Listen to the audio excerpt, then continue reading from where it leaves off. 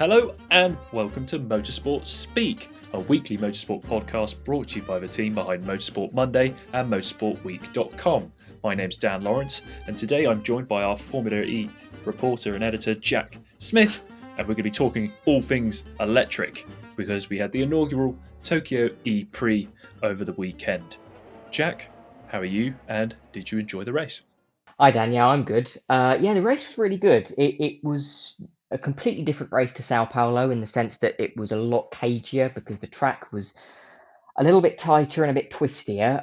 But it was a good circuit. It provided a lot of challenges for the drivers, as we saw over the race. The crests and dips caught drivers out, sending them into the barriers, particularly during qualifying.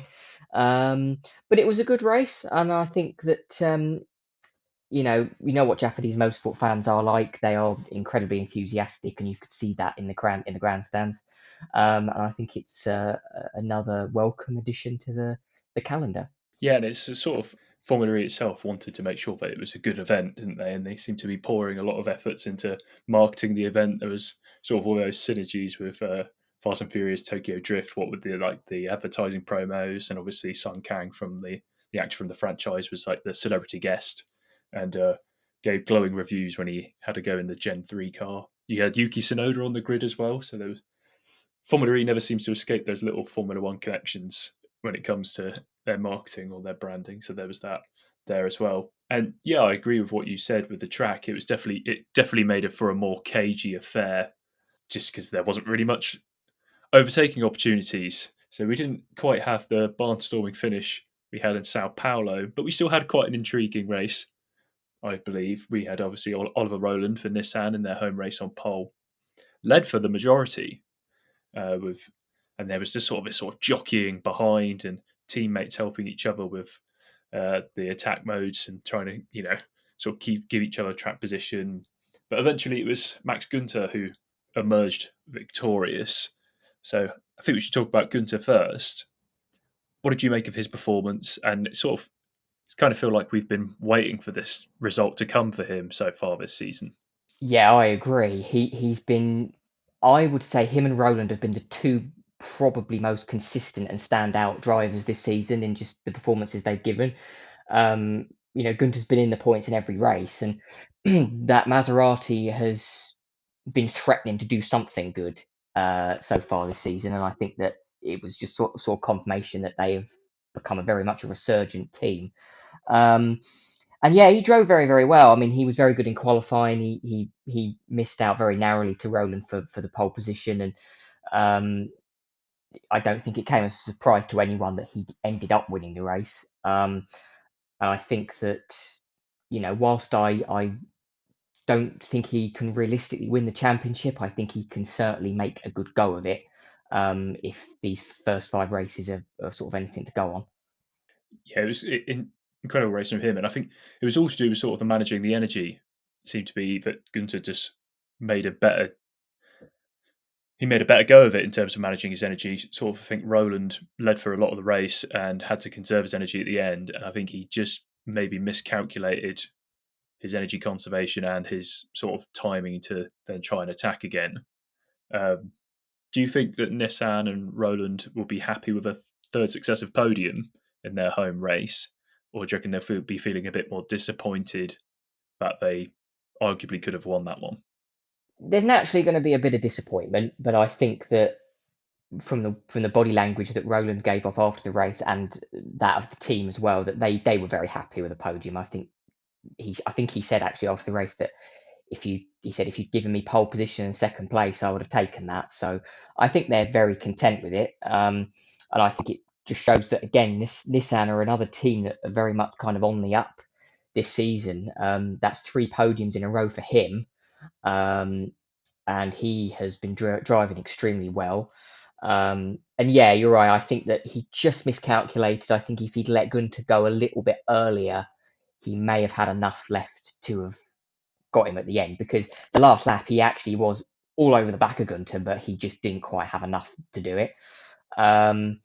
And yeah, I think that was another thing that Günther did. He just managed his race very well, and that was how it was very different from Sao Paulo, because we had a lot of early attack modes there, whereas in in Tokyo we had them come about a lot later, um, just because of the nature of the track and the way the race was going. And yeah, you're right. There was a lot of sort of helping out. A lot of the Porsche cars were helping each other out, including the Andretti. So you had that kind of element involved. But yeah, I think Rowan and Nissan are happy, and I think that Jake Dennis was happy as well with a third place because it sort of just keeps him in touch still with the championship battle, and shows that he's definitely not out of it yet. It was always a feeling from me with Roland, the way they've been building up their results and being consistent, which I think is really important in Formula E because, I mean, this is Günther's our fifth winner in as many races. And I think Jake Dennis showed last year consistency is really important in terms of maintaining a title charge. I mean, we've seen it in the past. Van Dorn won the series with just a one win in a season. So consistency is super important. I think if Roland keeps notching up these podiums, I think personally, I think he could really do a title run. I don't know whether you would you agree with me on that one there for Roland and Nissan? Yeah, no, I would actually. I think again it's very similar to Gunter, whereas I think sometimes the Maserati, whilst it's very quick, it might not always be quite quick enough to get on the podium, whereas the Nissan always looks like it could be threatening. Um, and whilst he's been the standout performer, I mean Sasha Venestraz has had a couple of good races as well, and that proves that it's not just a one-man team, and it's Roller not carrying it. That car does genuinely, on its day, look very, very good.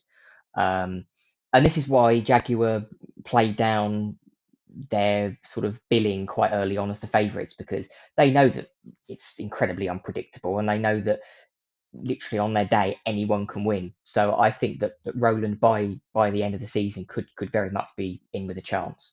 Yeah, and I think as well you're seeing obviously Sao Paulo with McLaren and Sam Bird winning, showing that the Nissan powertrain is obviously a force to be reckoned with, not only just because of Roland's results. More on McLaren and Jaguar, as you mentioned there, more of them later because it wasn't a great weekend for them in Tokyo. We touched on Jake Dennis a little bit there as well. Sneaked onto the podium at the end there.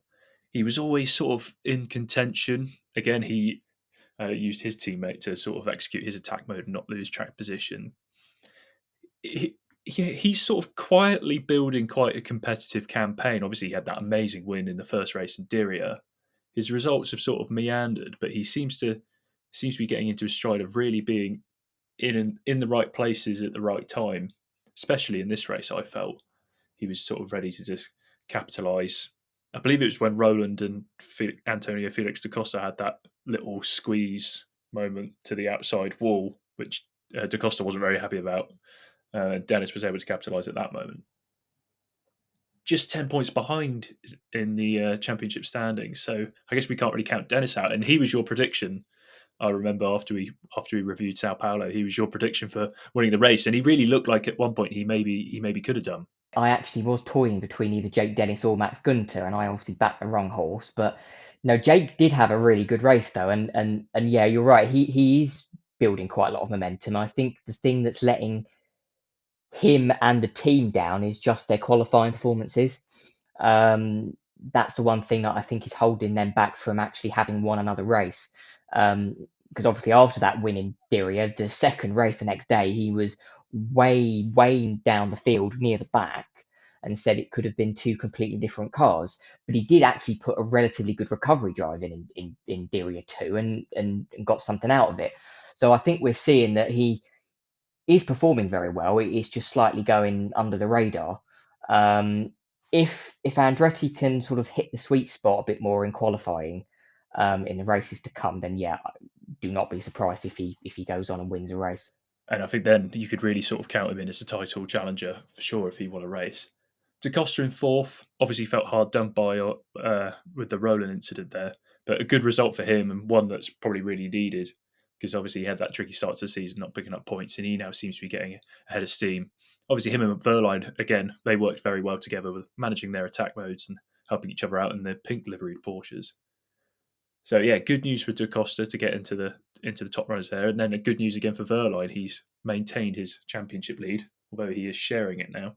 Um, what did you make of sort of Porsche's efforts, and do you think are we looking at again? Obviously, Verline was the early pace setter last season. and then the championship sort of slowly ebbed away from him. I wouldn't say, maybe it's probably too early to say something similar is happening. But obviously, he had that win in Mexico, and he hasn't quite returned to those heights just yet. Mixing it in the top 5, is that enough for him to maintain his title tilt this year, or do you think maybe there's a little bit missing maybe from Porsche? It's a very similar scenario with Jake Dennis in the sense is that last year Verline probably lost the championship off the back of the car being just not good enough in qualifying. And after Mexico, he was answering a lot of questions from the media about you put it on pole quite convincingly and you basically did a lights to flag win. And if you sort that out, obviously it means you're probably going to win the championship. His qualifying's not been bad. I mean, he got pole in Sao Paulo. He just couldn't quite manage the race well enough to win. But he's performed pretty well, and they didn't qualify badly in Tokyo. I think if it had been a more open race, there would have been a very good chance he'd have won. The Costa, I think, is proving a slightly more competitive teammate than he was last year, and he since Sao Paulo, he really has come on. He had a very good race in Sao Paulo. He did a lot of overtaking in the early stages, and looked like at one point he could win. And yeah, he looked very strong again. Again, as you say, felt hard done by the sort of Roland and Jake Dennis incident. Um, and I think Porsche again is it's not one you can count. You can't count them out. Um, the car I think is slightly better overall than it was last year. So I think by the time we get to London, there's a very good chance that they'll still be in there. In terms of if we're talking about challenges, title challenges, people who've been having good runs of results, but there's been a few in that mix. Jaguar and McLaren, we touched on a little bit earlier. Not a great weekend for Jaguar or McLaren. Obviously, McLaren coming off the highs of their inaugural win in Sao Paulo last time out. No points for them. It was a tricky race for them. Tricky weekend even. Jaguar celebrating their 100th race. Again, tricky for them, and it all started from before the race for them as well. Cassidy obviously did have that pretty good fight back from 19th on the grid and eventually inherited 7th. What did you make of both those teams' troubles, and is it probably just an outlier for the pair of them, or is there something concerning in their weekends? I think with McLaren that it was just I think their car overall just wasn't quite competitive enough. Sam Bird's engineer did I think take the rap for the failure in qualifying. And yeah, I think for them it was just they never looked particularly strong at all over the weekend. Whereas with Jaguar, you know that they always, even if they don't qualify well, they'll always probably put a decent drive in. And Nick Cassidy obviously did do that. Again, it was another good drive that kind of went unnoticed. And it kind of just keeps him in touch at the top of the table. Mitch Evans obviously had a bit of a mare. He clattered the wall in qualifying and got away with it, and didn't get away with it in the race. Had a bit of a tussle with Nick De Vries and Nico Muller, I think it was, and then damaged the car and ended up causing a safety car and finishing well out of the top 10 and out of the points. So it was a difficult weekend. Again, I think it was another instance where Jaguar just didn't quite find their groove in qualifying. But the race pace is always good, but it just kind of condemns them to a slightly mediocre result if they don't qualify well. But that car always looks strong in the race, whereas the McLaren can always be a little bit unpredictable. But as Sam Bird said, he wasn't aiming to get a win this year. He was aiming to get a couple of podiums. So I think as far as their overall expectation is concerned, they're kind of pretty much on track. Jaguar can obviously feel a little bit disappointed over the last couple of races, but I'm sure they'll be back in the races to come. So we had a couple of penalties in the race. Norman Nato got penalised for his slightly aggressive manoeuvre on Robin Freins in the envisioned car, and then Eduardo Mortara in the Mahindra cruelly had his result disqualified. So he was running pretty much sort of in the top places in the Mahindra and looking to pick up a really good result for the team, and it would have been their first points of the season as well, and his first points of the season, but unfortunately disqualified for using too much energy. It's got to be a bit gutting for them because they're not going to get too many of those chances, are there? No, I mean Mahindra, I mean Mortara particularly looked very, very good all weekend. He looked very good in qualifying, and I think that took a lot of people aback. So, and yeah, it was very unfortunate for him in the race. He can't catch a break really, and I don't think the team can either. Um, but in that instance, it's rules are rules. You can't really dispute that one. It's just unfortunate on his part. Um, Norman Nato, yeah, I sort of could fully understand why he got the penalty in the first instance. I mean, Robin Friends was particularly displeased. He went on the radio and immediately said that he was pushed off. Um, so I was a little bit surprised to see that he had it reinstated. But again, that's the nature of Formula E. You do get racing that is slightly more.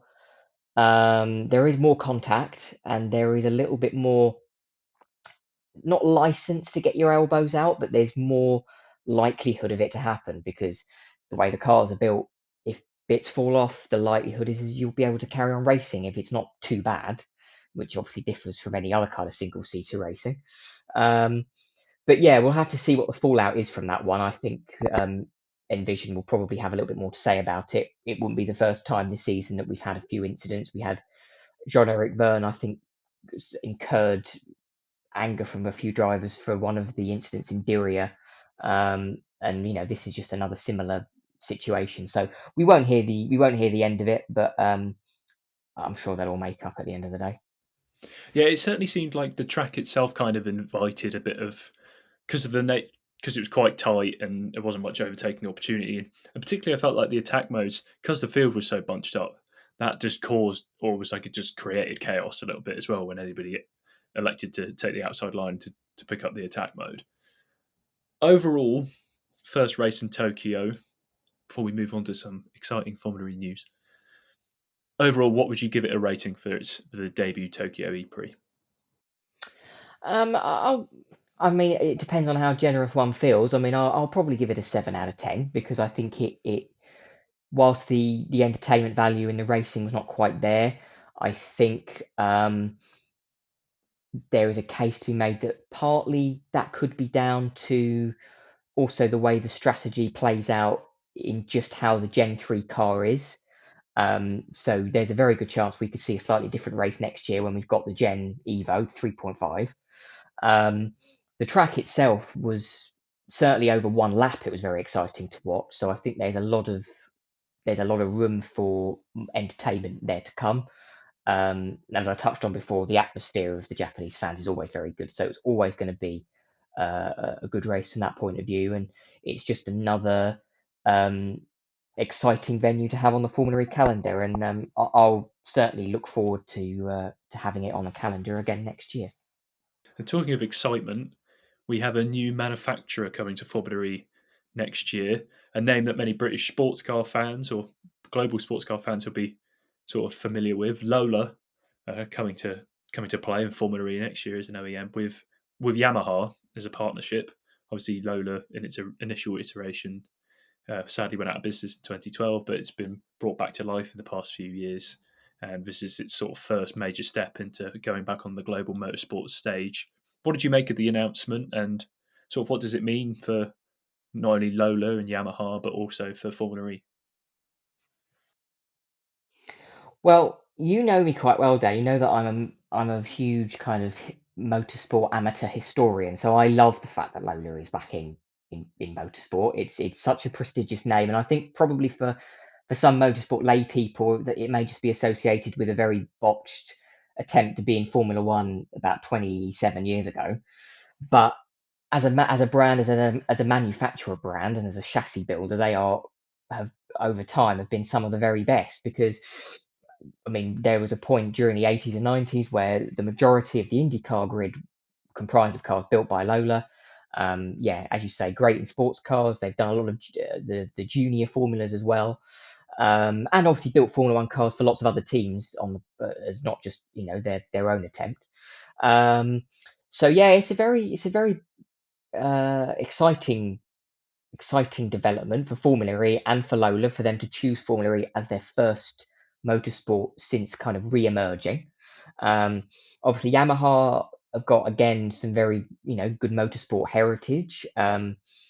And I think it's not really a surprise if you kind of think of the other things that Yamaha do away from motorsport in terms of things they actually do from a point of view that are electrical. So it seems like a very good partnership that it could be.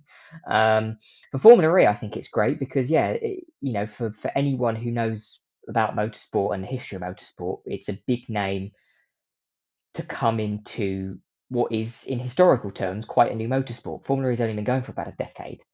So to have a name like Lola come in is pretty exciting, as well as some of the people they've got. They've got people that have worked in Formula E kind of pretty high up in the company already, and the likelihood is that they will be probably supplying powertrains to Cupra next season. Nothing's confirmed, but that's all what the rumours are. And during the TV coverage at the weekend, it was mentioned that the Lola people were spotted in the Cupra garages quite often. So yeah, I think it's a really exciting development for Formula E, and for British motorsport as well. If they can make a good go of it next season with Cupra, it's another way of the British motorsport flag being flown. Perfect. And then from British motorsport flags, you've sort of the Japanese motorsport flag's going to continue to be flown in Formula E for some time, with Nissan confirming that they're going to stick around for Gen 4 until at least 2030, which again, I think, as you were saying, Formula E is not an old sport by any stretch of the imagination. It's in its infancy, really. It's only a decade young. So I think having a new manufacturer join in is a boost, and then having an existing one commit long term, I think, is equally a boost, because it just shows that these brands, these manufacturers, they believe in the series. And I think, you see it in other series when manufacturers all sign on board. You've seen it in the World Endurance Championship. You're seeing it in Formula One. You're seeing the lack of it in things like WRC. The health of a series can really be measured by that.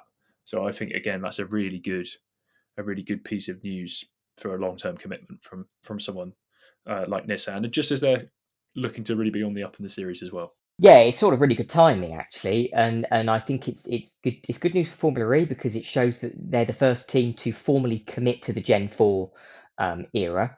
Obviously, Nissan are a long-standing manufacturer in Formula E, and they're one of the manufacturers that are using Formula E as well as a way of enabling further progress in their EV production. I spoke to Jeff Dodds, the CEO of Formula E last year, and he said that a lot of the grid are comprised of teams that of car manufacturers that actually want to do a lot in the EV market. We see Jaguar and Maserati are committing to doing just EVs in the future. And when I spoke to the VP of sustainability at Formula E recently, she actually said that she sort of proved that it's actually a two-way street. It's not me being cynical in that respect. It's actually a two-way street because what you get is Nissan's working Formula E helped technological advancement in things like the Nissan Leaf road car. So it works so well for Formula E and for Nissan as a brand. So I guess for them it was a no-brainer to commit to Formula E long term. And as you say, just as they're kind of hitting form, and it comes just as we've got the start of the manufacturer's title as well. Obviously, sort of doubling up with McLaren, they're in a very healthy position there as well. So I don't think anyone can be surprised by their commitment, and I think everyone can certainly be pleased with it. Yeah, talking about being pleased with things, we're sort of talking about growth and timing and stuff like that.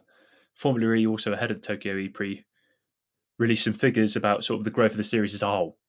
So there was much talk from a UK perspective, obviously, but the sport went behind a paywall and it went on to TNT Sports rather than being live streamed on YouTube or on Channel 4 or what have you. But overall, the series seems to be in a positive place, regardless of those sort of broadcast changes. So I'm going to rattle off some stats to you now that Formula E released before Tokyo E-Prix. So season 10 so far has seen a remarkable, according to the statement, 40% increase in cumulative TV viewership in the first four races, jumping from 62 million in season 9 to 86 million this year. The live TV audience has grown by 37%, There's been a social media surge of 44%. Web app engagement has attracted 28% more users, and the series fan base has reportedly expanded by 37%. So all things seem to be pointing in a positive direction for the series at the moment. Absolutely. I think that they do put a lot of effort into the social media engagement of things.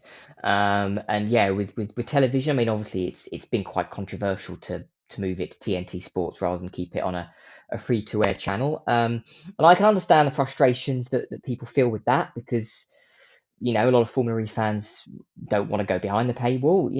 Times are hard. It might be hard for them to do that. But and some people think that maybe they've made that jump to a behind the paywall a little bit too early. But there are pros and cons to it, so it's a difficult one to actually pick a side on, and I'm not certainly going to do that. I think from the point of view of ratings, what we can see is that there's definitely been some improvement. I mean, just after the first race in Mexico, we saw that we had higher ratings in America for the opening race in Mexico than we did for the whole of the Las Vegas Grand Prix. And it was by almost a couple of million. So that was a very encouraging stat for Formula E. And also, actually, the Mexico E-Prix got more viewers on TNT than the corresponding race the year before on Channel 4. So Formula E popularity is definitely starting to grow. As we've already said, it's a sport that is relatively very new. It only started, a decade ago. So there's a long way for it to go. A lot of people will always make those comparisons to Formula One in terms of fan engagement and what have you. But whilst it's a single-seater sport and all single-seater motorsports get sort of parallel to Formula One, it's not. You can't always do that. It's still sort of early in the day for them. And all the signs are encouraging, and I hope that continues because all the drivers I speak to are always incredibly enthusiastic about Formula E and enthusiastic about wanting it to grow as a sport. And I think with this news and with what we've got to come from the Gen 3.5 and the Gen 4 in a few years' time, everything seems to be looking up. Yeah, for sure. And quickly, I think my comment on, or if you want to play devil's advocate on the positive side for the broadcast deal with TNT Sports going behind the paywall in the UK, I think with that, there comes extra incentive from the broadcaster, TNT in this space, putting more money and incentive into the marketing. So they're pushing the product more, and then obviously there's sort of synergy with other sports, MotoGP's on that platform, WRC's on that platform, so you can pull in fans from other areas as well. So I think you said there's pros and cons. I think those are some of the pros you'll see from it. I think also we're talking of obviously the sport in this positive place. I think as long as you've written on Motorsport Week and in Motorsport Monday before, comparisons with F1, I think potentially are limiting. And where I think Formula E really is strong is where it sort of, treads its own path. And I think it is a really unique motorsport. I think the technology is developing and the technology is very interesting. The cars are going to get faster, they're going to get more efficient. I think that makes the racing more exciting. There's different brands and different manufacturers involved that you don't see necessarily in other world championships as well. So I think that gives it a unique pull. It's this, and the city-based element as well, I think, is a really sort of which is good for fans. I mean, I think Yuki Tsunoda said it on the grid in Tokyo. He was slightly jealous in a way because it was a very easy event for fans to get to, as opposed to sort of obviously things like Suzuka or some of these traditional circuits which don't tend to be in city bases. So I think as long as Formula E continues to do its own thing, it should hopefully that growth and that positive trajectory should continue. But I think we should end on that positive note. So, Jack, thank you very much for joining me today. Thank you. And we'll look forward to see what the rest of the Formula E season has in store for us. But in terms of Motorsport Week and Motorsport Monday and Motorsport Speak, the podcast here, what we've got to look forward to is the Japanese Formula One Grand Prix. So stay tuned for all of that. Make sure you follow, like, subscribe to the podcast on whatever podcast platform you prefer. And also follow Motorsport Week on X, formerly known as Twitter, Instagram, Facebook, TikTok, YouTube, at Motorsport Week. Keep in tune with the website and digital magazine for all our race coverage, and have a lovely week. Goodbye.